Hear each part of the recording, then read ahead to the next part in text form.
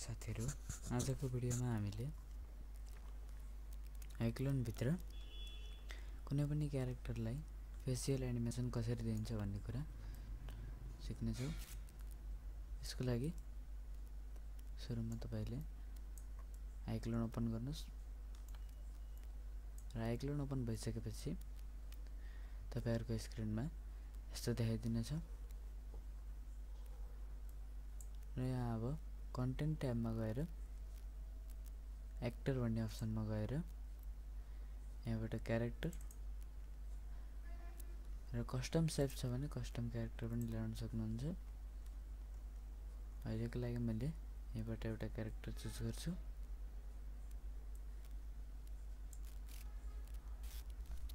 यसलाई double click गर्दा पनि हुन्छ र ड्र्याग गरेर लिएर आउँदा पनि हुन्छ।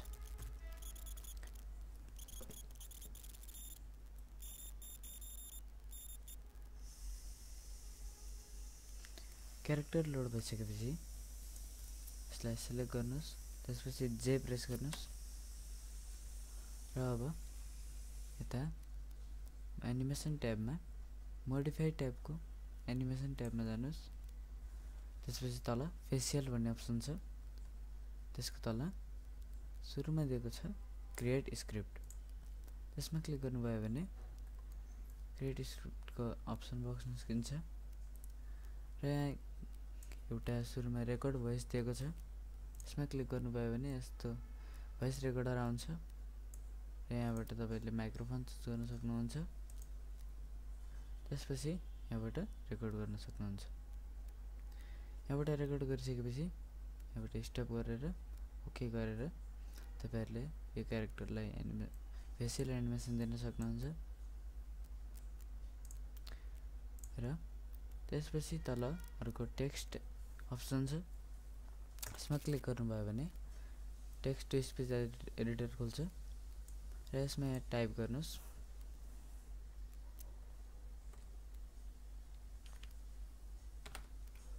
मैले हेलो लेखे।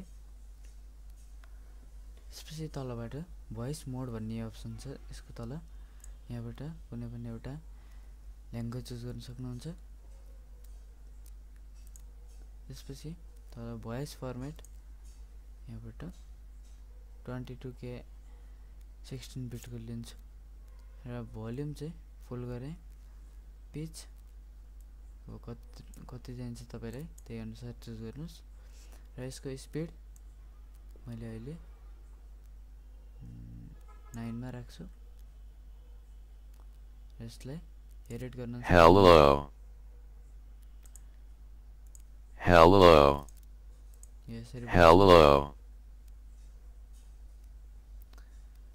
र स्पिड यही अनुसार तपाईले यहाँबाट हेर्दै हेर्दै हेर्न सक्नुहुन्छ। Hello. त्यसपछि ओके। अब यो लोड भइसकेपछि अब एनिमेसन प्ले Hello. हेर्न सक्नुहुन्छ। यसले राम्रो तरिकाले यसको माउथ एनिमेसन भएको छ, फेसियल एनिमेसन। Hello. यस्तै गरी यसलाई right click remove object animation. त्यसपछि अर्को अडियो फाइल छ, अडियो फाइलमा तपाईले सेभ गरेको फाइल चुज गर्न सक्नुभयो। त्यसपछि स्क्रिप्ट फाइल छ, स्क्रिप्ट फाइल यहाँ स्क्रिप्ट फाइल पनि तपाईले CTS फाइल चुज गर्न सक्नुहुन्छ तपाईसँग सेभ छ भने। त्यसपछि तल एक्वालिप्स पनि छ, यसमा पनि तपाईले यहीबाट रेकर्ड भोइस पनि गर्न सक्नुभयो र ओपन अडियो फाइललाई इम्पोर्ट पनि गर्न सक्नुहुन्छ र एउटा अडियो फाइल लोड गरिसकेपछि यहाँबाट प्ले गरेर हेर्नुस् त्यसलाई, यहाँबाट पज सबै गर्न सकिन्छ र त्यसपछि यता जेनेरेट टेक्स्ट भन्ने अप्सन छ यतापट्टि, यसमा क्लिक गरिदिनु होला। अहिले मसित अडियो फाइल नभएको कारणले मैले यसरी भन्दैछु।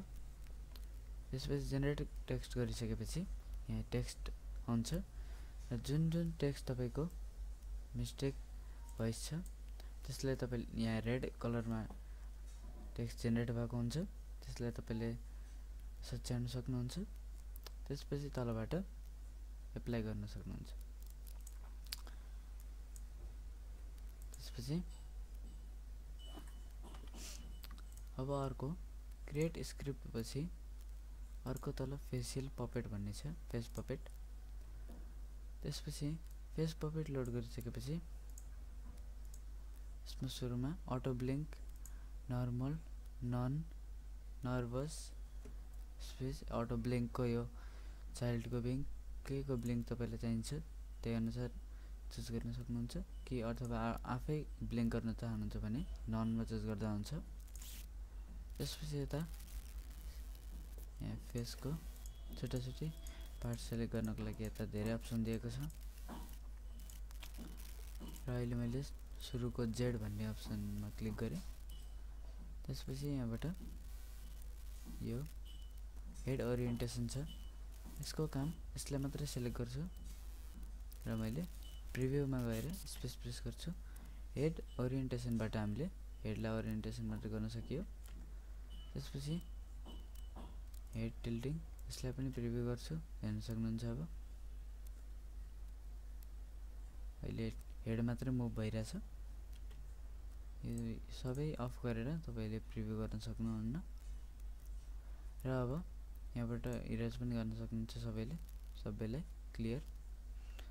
र अब यहाँबाट कुनै एउटा body part face part select गर्छु जस्तै माउथ। त्यसपछि प्रिभ्यू गर्छु, हेर्न सक्नुहुन्छ यसरी। अब रेकर्ड गर्न चाहनुहुन्छ भने रेकर्ड गर्न सक्नुहुन्छ यहाँबाट रेकर्ड।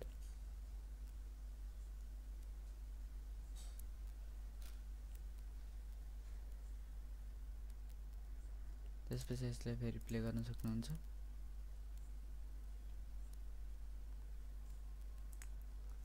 यसलाई राइट क्लिक, यसलाई क्लोज गरेर right click, remove object animation र फेस पपेटबाट अहिले मैले आइजलाई सेलेक्ट गर्छु, दुईटै आइजलाई। त्यसपछि प्रिभ्यू अब देख्न सक्नुहुन्छ। आइको छुट्टै हामीले एनिमेसन दिन सकिन्छ यसरी। हरेक फेस पार्टको हामीले छुट्टा छुट्टा एनिमेसन दिन सकिन्छ। र अब यहाँबाट क्लियर गरेर यहाँबाट एडिट प्रपर्टीमा जानुभयो भने यहाँबाट सेलेक्ट गरेर एडिट प्रपर्टीमा जानुभयो भने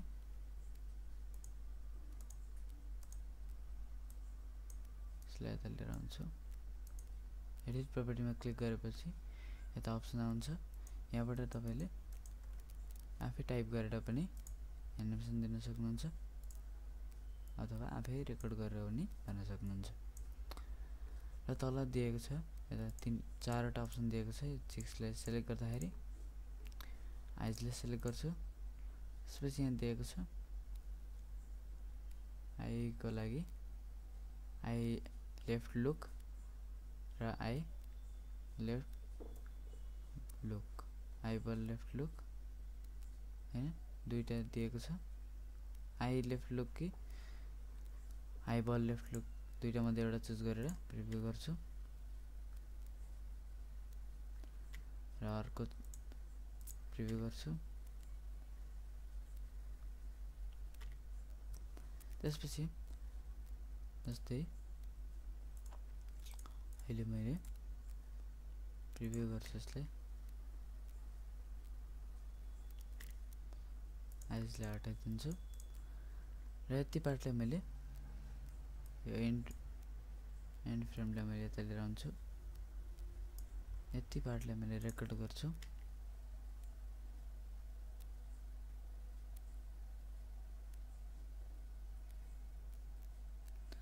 त्यसपछि अब तपाईले यहाँ मोडबाट न्यूमा सेलेक्ट गरेर रेकर्ड गर्नुभयो भने कन्ट्रोल जेड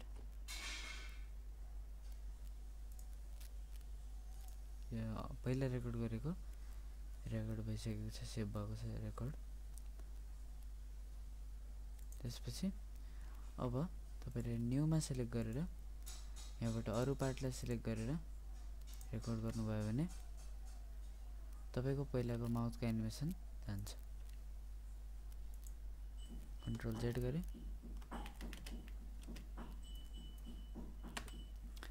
अब यसैमा तपाईले यही एनिमेसनमा तपाईले आइजको एनिमेसन पनि यसमाथि ब्लेन्ड गर्न चाहनुहुन्छ भने यहाँ दिएको छ ब्लेन्ड अप्सन, यसमा क्लिक गरेर रेकर्ड गर्नुभयो भने माउसको एनिमेसन सहित तपाईले आइजको एनिमेसन रेकर्ड गर्न सक्नुहुन्छ। रिप्लेस गर्नुभयो भने सबै एनिमेसन पहिलाको एनिमेसन रिप्लेस भएर नयाँ एनिमेसन सेभ हुन्छ। न्यू र रिप्लेस एउटै छ। यसको स्ट्रेन्थ पनि तपाईले यहाँबाट प्रिभ्यूबाट हेर्न सक्नुहुन्छ। प्रिभ्यू युज गरेर स्ट्रेन्थ बढाएर प्रिभ्यू हैन यस्तै गरी तपाईले नेममा तपाईले डबल क्लिक गर्नुभयो, स्ट्रेन्थको नेममा डबल क्लिक गर्नुभयो भने रिसेट हुन्छ। जस्तै मैले यसलाई यता लिएर आएको छु, डबल क्लिक गरेर भने यो रिसेट हुन्छ। अब यो क्यारेक्टरको रिमुभ अब्जेक्ट एनिमेसन गर्छु र एनिमेसन अहिले छैन। फेस कीमा हेर्नुस्, फेस कीमा पनि हामीले सबैलाई एरेज गर्छु। फेस कीमा हामीले एउटा एउटा पार्टलाई यसरी फ्रेम बाइ फ्रेम एनिमेसन दिन सकिन्छ।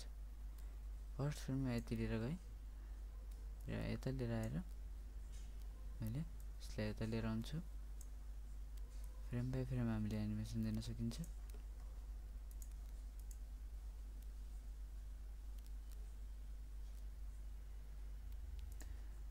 फेस कीबाट हामीले फ्रेम बाइ फ्रेम एनिमेसन दिन सकिन्छ।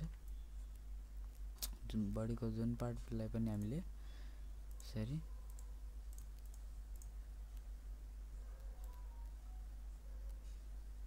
एनिमेसन दिन सकिन्छ।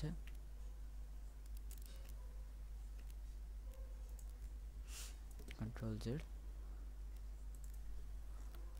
र क्यारेक्टरको रिमुभ अब्जेक्ट एनिमेसन। र आजको भिडियो तपाईहरुलाई मन परेमा लाइक, शेयर, कमेन्ट, सब्स्क्राइब गर्न नभुल्नु होला।